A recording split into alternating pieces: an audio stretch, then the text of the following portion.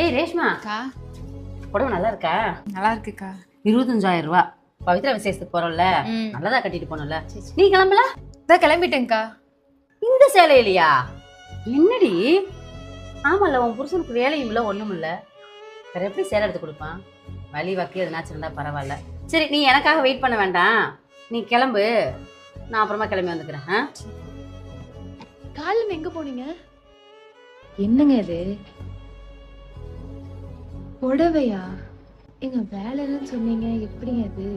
காலையில் பக்கத்து வீட்டு அண்ணன் ப்ளம்பிங் வேலை இருக்குன்னு சொல்லி கூப்பிட்டு போனார். எனக்கும் உனக்கு சாரீ நகைலாம் எடுத்தணும்னு ஆசைதாம்மா. ஆனால் என்ன, பணம் தான் இல்லை.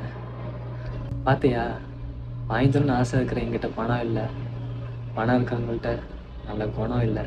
சரி, ஓகே, இது கட்டிட்டு வா.